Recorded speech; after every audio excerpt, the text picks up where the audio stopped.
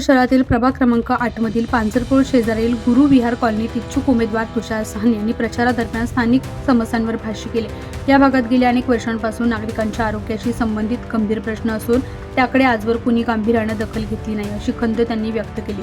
मात्र या समस्यांबाबत आपण वारंवार महाराष्ट्राचे उपमुख्यमंत्री अजित पवार यांच्याशी चर्चा केली असून त्यांनी तात्काळ आदेश देत योग्य नियोजन करण्याचे आश्वासन दिले आहे। येणाऱ्या निवडणुकीनंतर लवकरच या समस्यांचं निवारण होईल हा माझा शब्द आहे, असं ठाम प्रतिपादन तुषार साहनी यांनी केले। गुरुवारमध्ये आता नागरिकांशी मी म्हणजे कंटिन्यू 15-20 वर्ष आली संपर्कात आहे। आमच्या तिथं नातेवाईक आहे, मित्र आहे, परिवार हा खूप मोठ्या प्रमाणात आमच्या इथं आहे। पण नागरिकांशी संवाद साधताना म्हटलं की 2017चा आणि 2025 मध्ये गुरुवारमध्ये आतापर्यंत असं काही कुठला बदल घडला नाही की बाबा त्यांना सांगण्यासारखं असं की बाबा इथं खूप कामं केली। तर लोकांना म्हटलं 17 मध्ये आणि 25 मध्ये काय प्रभागात चेंज झाला का? म्हटलं आहे तसंच प्रभाग आहे।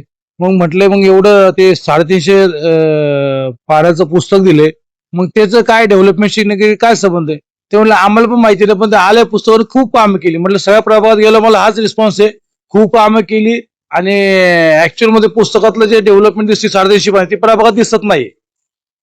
संघर्ष अजितदादा पवार साहेब यांच्या मार्गदर्शनाखाली पिंपरी चिंचवडमध्ये जर राष्ट्रवादी सत्ता आली तर 100% हा पाण्याचा प्रश्न सुटणार आहे। आणि दुसरी गोष्ट जी आमच्या प्रभाग क्रमांक 8ची समस्या बोलतो मी, बाकीबद्दल बोलणार नाही। तर याच्यामध्ये जे इंद्रायणी नदीचं जे घाणेरडं पाणी उचलून प्रोसेस करून तुम्ही आम्हाला देताय, तर त्याच्यावरती आम्ही पहिलं निवडून आल्यानंतर त्याच्यावरती आम्ही आमच्या जे नागरिकांची जे शरीराची हेळसांड चालली की आरोग्याची हेळसांड चालली, या गोष्टीवरती आम्ही पहिला उपाययोजना करणार आणि स्वच्छ पाणी द्यायचा प्रयत्न करणार। गेल की 17 मध्ये आणि तुम्हाला जी आश्वासन 17 मध्ये दिलती आणि आता 2025 उजडलं, तर मला काय चेंज दिसले म्हणजे प्रभागामध्ये काय चेंज दिसला नाही। पण जो गुरुवारचा मेन मुद्दा आहे सर्व्हिस रोड, तर सर्व्हिस रोडला खूप लोकांनी इलेक्शन आले की तेवढं पुरतं नारळ फोडले आणि परत इलेक्शन संपले, मतदान घेतले आणि परत सोडून दिलं। आणि आता परत ते त्याच मुद्द्यावरती परत त्यांना 10 वर्ष 14 पासून ते आता 25 किती 13 वर्ष आली त्याच्यावरतीच ते खेळत होते। तर माझं त्यांना एक म्हणणं आहे की बाबा आता सत्ता बदलली पाहिजे आणि तुम्ही आता काय अजितदादा पवार साहेब असतील ते कसे ते बोलतील तेच काम करतील।